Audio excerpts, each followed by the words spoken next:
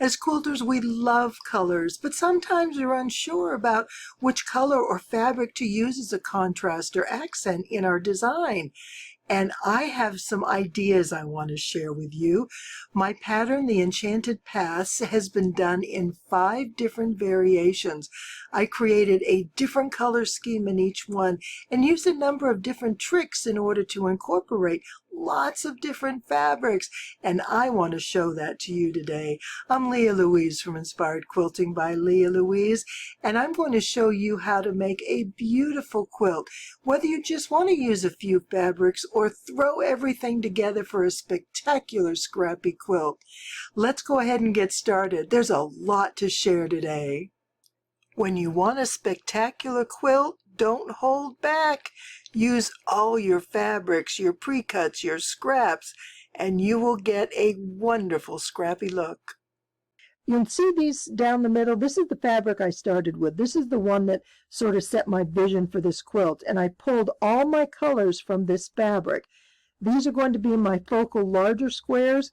These are going to become a 4-patch block like this. And these 4 patches are going to alternate between these larger blocks. This color scheme is dominant throughout everything that I've selected. Now, some of them started out as layer cakes. Some started out, most of them actually, I think, started out as fat quarters. And I even have some jelly rolls. So don't be afraid to mix your precuts. It's about the fabric. It's about getting the best blend to get the most beautiful colors. So these are predominantly my lightest and mid-tones. These are going to be the 4-patch that will alternate between the larger blocks. These are more dominant, but yet there are some that are a bit subtle. This is a lighter one. This has some lighter in here, as does this one. We want these colors to stand out, but we don't want each individual color to be so dominant it says, hey, look at me. Instead, you want a quilt that has an overall color scheme that says, hey, am I beautiful or what?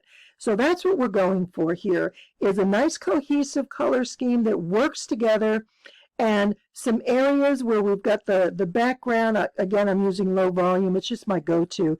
But using a subtler background, and that's kind of to rest your eyes, to take a break, and then you can move on to these bigger, bolder pieces, and it just creates a really dynamic design. Sometimes a single fabric can be the key to all the color you need in your quilt. I want to share with you how I put fabrics together. I like to use a lot of different fabrics in one quilt. I have a lot of fat quarters, and I tend to rely on my fat quarters to use them in place of yardage. Now, this is a piece I bought because I really liked the color. Orange isn't something I usually quilt with, but it has teal, and of course that's my go-to. My turquoise, my teals, the seafoam greens, a little chartreuse. So there's really some great color in here that I like. And I thought, all right, let's go for it. So I bought some yardage, and then I got home and I wasn't quite sure what to do with it, and it sat. Well, I found it. I found it again, and I started pulling some fabrics together.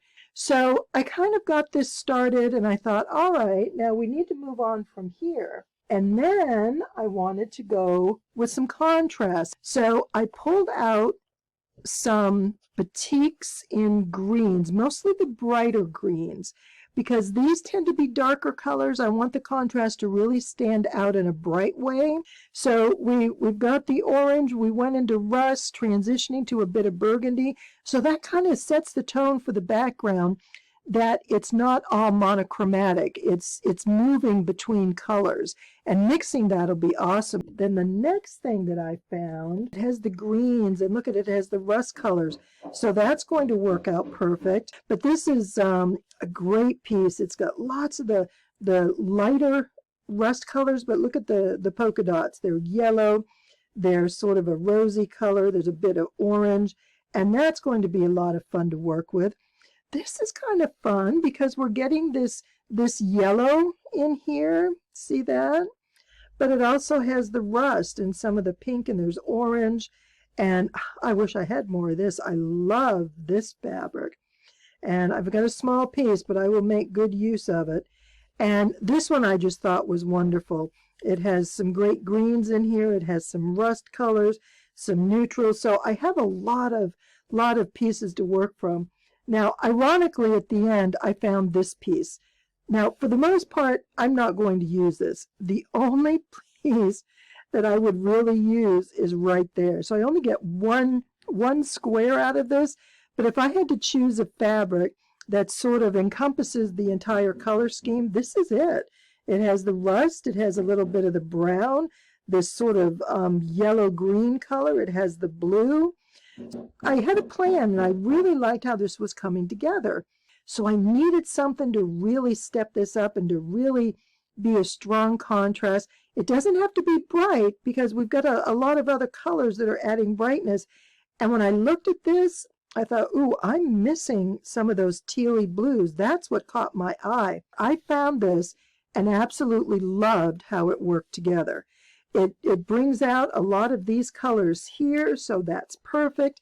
This is going to be used in small pieces. There'll be a lot of it across the quilt, but I only had, I don't know, it's less than a yard, and I needed maybe a yard and a third to do all the squares in the same. Now, because I use a lot of fat quarters, seldom do I actually use a lot of yardage of the same fabric in a single quilt.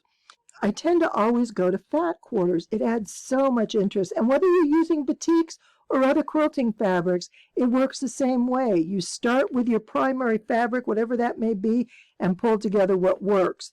So I needed more of this. And so I went back to my fat quarter stash and I'm digging through. Oh my goodness. This might be too bright, but I really like it. I don't know if I'll go with it or not. So I think this is going to be great. It's a wonderful selection. I generally like to pull at least 20 fat quarters for a single quilt, even if it's just a lap size. The more fabrics that I can mix together, the far more interesting the quilt is. And I'm way past just, buying a pattern and getting 2 yards of this for that and 2 yards of this and 3 yards for a background. I always go to my fat quarters. It's an excuse to buy more. I'm in the fat quarter club. I get them every month. And so I'm keeping my stash vibrant, shall we say. And I just wanted to show you how to make a lot of different fabrics work together in one quilt. When you need to add a little something to your quilts, try some batiks. They might just make the difference you're looking for. Just look at these glorious fabrics. Oh my goodness, they are so fantastic. And what I want to show you is how this works. So there's 2 things we have to do. First, we start with some 5-inch squares. And then I needed 5-inch of the batiks. And you put a batik with a black and white, and this is going to be the beginning of our 4-patch because it's very, very simple. So you take your 2 fabrics, and in this case, I want to use 4 different colors. So I have 2 batiks, 1 for each corner, and I have 2 of the prints, 1 for each corner. But notice I'm going to have a white and a black. I've done some other demos on this, so a lot of you probably know how this works. There's also a free download on how to do this. There's a PDF file below. I did my sewing like this. So I did my 2 sides right down there, and then I cut this in half, and that's where I open up and get my 4-patch. And just look at how well these fit together. I mean, they look wonderful. And so your quilt looks masterfully made because you know how to do a 4-patch the easy, quick, and accurate way. I tell you, I swear by this. This is the way I always do it. Then we begin putting it together, and I chain piece it. Now, I did sew these together, but I left a row on the chain piecing just so you could see how this works. But look at this wonderful diagonal. And you see how we have the black and white, but this diagonal follows along the entire quilt.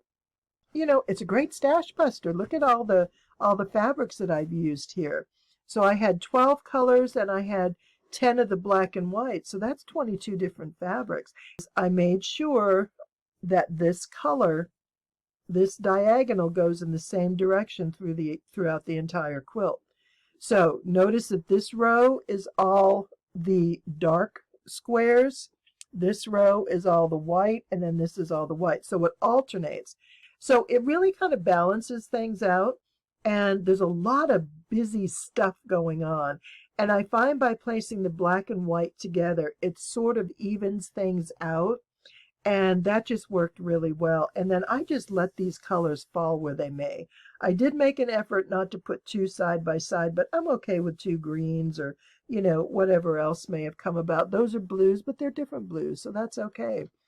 So this is what the quilt is looking like. Isn't it wonderful? Oh my goodness, I just think it is so, so pretty. There's a lot of color going on, but not too much. I mean, it really works well with this pattern, with these prints. The black and white obviously is the dominant, but these colors just work so well to pull it all together and just add that spark of color and that contrast that we really need in the quilt. So I hope you have some wonderful, wonderful ideas for this. There's some great opportunities. This quilt is, gosh, it's the number 5. I've made 5 of these. Each one is completely different because of the different colors and the different patterns and the designs in the fabric. You really don't identify them as the same because there's such a strong difference in the fabrics. When your fabrics just aren't working out, try making a change. That can make the difference. I love getting ready for a new quilt because that means I get to choose fabrics and put them together and see how pretty it's going to look and what I want to do. And I had these fabrics in mind when I bought this piece. This is a batik, and it sort of has creamy golden yellow backgrounds with purples and blues and various shades of all those colors. And I love how it goes with these. I thought that's going to be really pretty. And I bought this intentionally to use up a bunch of the purples. And so I thought I want to use this with my low volume fabrics. And I wanted to choose this pattern, the Enchanting Paths. And the link's below if you're interested, but I've done this in other colorways, and I want to do it with a stronger low volume. And in pastels for a spring quilt. I think that'll be beautiful. But notice how you get strong diagonals depending on the colors and what you use in your 4-patch. So when I'm thinking about my 4-patch, these obviously are going to be the larger blocks, and this will be my 4-patch. And my goal was to have this as the diagonal. But look at that. It doesn't contrast enough here. So every time I looked at this, I walked away and I said, no, this won't work. I went and I loaded the dishwasher and I came back. No, went and washed my hair. No, that's not working. What am I going to do? So I said, okay, something's got to change. And what do I take out? The piece that I chose to begin the quilt from the very start. And look at what I found. I pulled this out. How perfect is that? It has a light background, so it's going to contrast against these low volumes. Because you notice out of these low volumes, I took all the whites out. And I just wanted to use some creamy colors and batiks because I wanted that tone to follow along with these, because there's not really any stark whites, but there are some creamy colored tones, and that's where I wanted to go. And I also thought it would work better with the first background that I chose. But it's going to work even better with this because look at that. It's white, almost white. And it's going to stand out great against all these beautiful colors. So I'm really excited about that. And it works wonderfully with the blues and purples. My gosh, I couldn't get a more perfect match. So that's the new plan. And sometimes you think you have a plan and it doesn't feel right. And you just need to take a few minutes, step back and look at it and go, what don't I like? What's missing? What am I struggling with here? And try a few different options here and there, and you'll be surprised what a difference that'll make. So let's go ahead and get started. Now I'm ready to quilt. And the best part is my hair is washed and the dishwasher's running. Yay! This quilt is primarily a charm square quilt because the 4 patches are all made out of charm squares. But because they finish at 4.5 inches, the solid blocks in between need to be cut at 4.5. Now, if you buy charm squares, your 5-inch squares, then you just need to trim them down. But I have a lot of fat quarters. So these that are already cut into 5 inches that I'm going to use, I'll cut down to 4.5. Next step is cutting fabric. I've got a bunch of blocks to cut.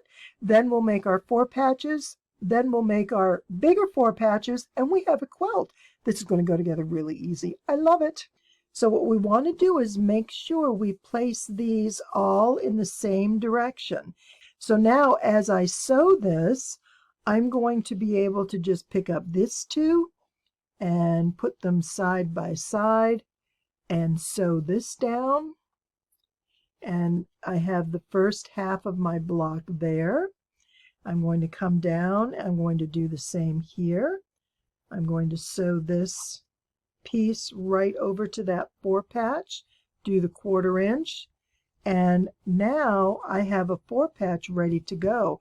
Once all these 4 patches are finished, then we're going to do the final assembly. But by creating this larger unit, it's going to make the final assembly much more quick to finish. It's easy to add lots of beautiful, colorful prints as long as you add some balance along with it. And now let me show you how to make the 4 patch. And you need 4 different fabrics, 4 different 5-inch squares. And you're going to put an accent and a background together and a second pair with an accent and a background together. You place them with their right sides facing. And then what you're going to do is sew down each side. So run all your blocks through one side, cut your thread, turn it around, and chain stitch the second side and get those all finished. Then what I do is I press the seam. And I don't press across the middle because sometimes these blocks may be a slightly different size depending on how they were cut. And I just set the seam. I'll put the iron right there and press on it to set the seam. And then I bring it to my cutting mat and I'm going to cut it in half. So 2 seams, 1 down each side. I'm going to take my 2.5-inch ruler and I'm going to cut this from one end to the other. And now I have 2 halves for each square. Now at this point I would have done the same with this, but I have another one here that I want to show you. And what I'm going to do is put these together as a 4 patch. So once everything's sewn together this way and you do your cuts, put them in a pile and mix them up and create your 4 patch without duplicating the same pattern. Unless you're using the same fabric throughout, I like to mix them up. Now the other thing that's important when you put these together, we're going to match this seam and nest them, but see how this is keeping the fabric together facing each other instead of opposing? We want that to be diagonal. So make sure when you put your pieces together that they are in a diagonal pattern. And once you've done your pressing, if you pressed everything to the darker fabric, you're automatically going to have your seams nest in the correct direction. They're going towards the print. That way there won't be anything showing through the background fabrics. And you want to make sure you open this up. We've got diagonals in both directions. Nest the seam and sew a 1/4 inch right there. This is going to be the center point of your 4 patch, and that's the point that we want to match to get our 4 corners looking really awesome. So now come back over on this side, and we're going to do the same thing. And again, I chain stitch. I do one side of all my blocks, and then I do the second side, and line them up. And like I said, they're already pressed, so they line up very easily, and they're going to be sewn down each side. Once you get to that point, here we have one that I did, and we're sewn down both sides. You're going to use your ruler and cut it in half. Again, a 2.5-inch ruler just makes it really quick and easy. And now you have 2 4 patches. Just kind of press that open a little bit. So they'll stay put, and they look great. So take a look at that center square where those 4 points come together. And that's what we want it to look like. We want them nice and even, and sometimes they can be off a little bit, and it's not that noticeable. But by lining up these side seams, nesting these seams that are already pressed, you're going to get really good corners in your 4-patch. We're one step closer. All the small 4 patches are complete. They're pressed. They're ready to go. I've divided them up into 2 piles. You can see that I have a larger 4-patch assembled here. This is the block that will be used to put the final quilt together. But what I've done is divided my 4 patches by color. And you'll see that I have this yellow and pink background. It's a batik watercolor, and the color changes from yellow to pink to peach, and I really like that, and that works well here. But then I also added a bit of this pinky orange. It's a little darker. It's going to add a little more interest, and the colors work really well with these blocks. So that's what this pile is. This pile, on the other hand, has lavender in it. So it has the same pinky yellow corner here, and it has some lavender. And what this is going to do is create a diagonal pattern across the quilt. So we have the large diagonals, we're going to have the background diagonals. So it's going to be really interesting because you see we're also going to get a diagonal here.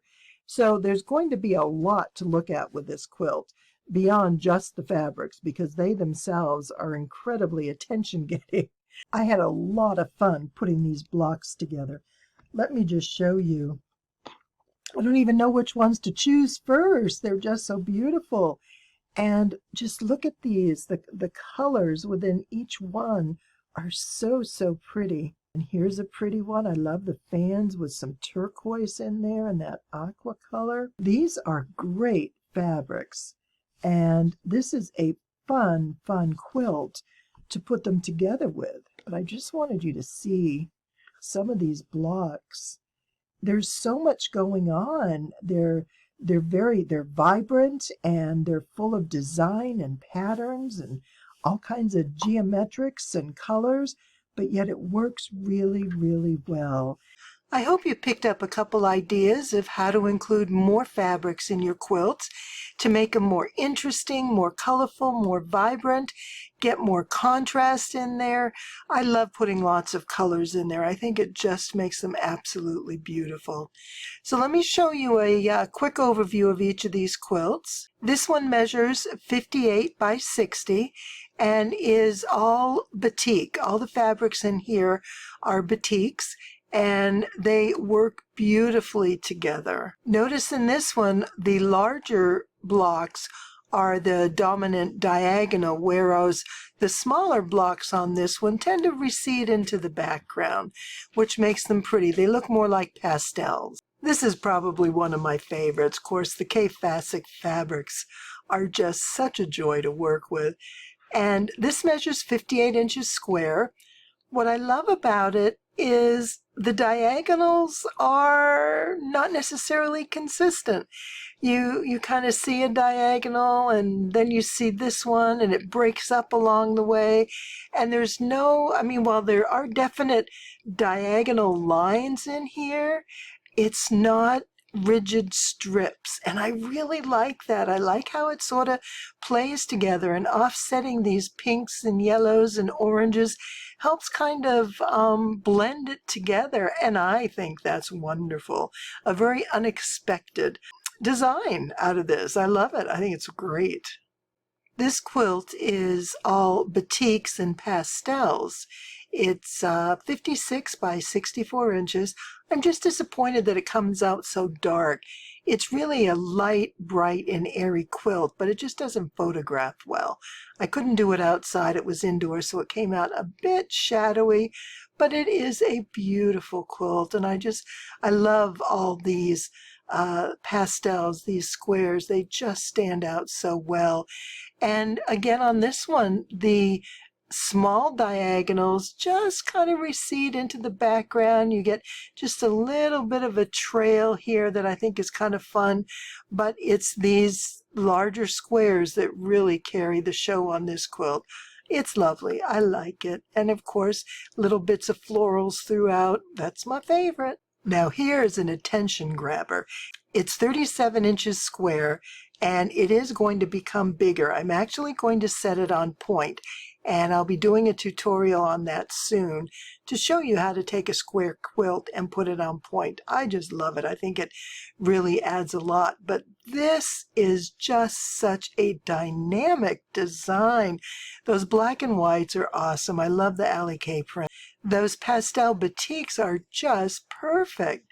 They add color. They're not too bright, but yet they really add some splashes of color throughout the whole quilt, and it's just so pretty. This was a fun one to make. And this batik measures 58 by 60. And the most interesting part of this quilt, I think, are those teal squares. I think they make just such a great pattern, and it's such a wonderful contrast to all those rusts and orange and yellows and golds. It's a beautiful quilt, and it just is filled with color, and I love it. I love all those different shades of blues that just splash across the quilt. It's a beauty. I think they all are. And I hope you enjoyed these quilts and maybe consider getting the pattern. There's so much you can do with this pattern, and there will be more. I'm creating an entire course on this, so we can do the online course together and learn even more about this quilt and how to incorporate fabrics in a different way in order to create more vibrant designs. Ah, what fun. I can't wait. Thanks so much for following along. I'm so glad you were here to share these quilts with me today. I look forward to seeing you soon. Have a wonderful day.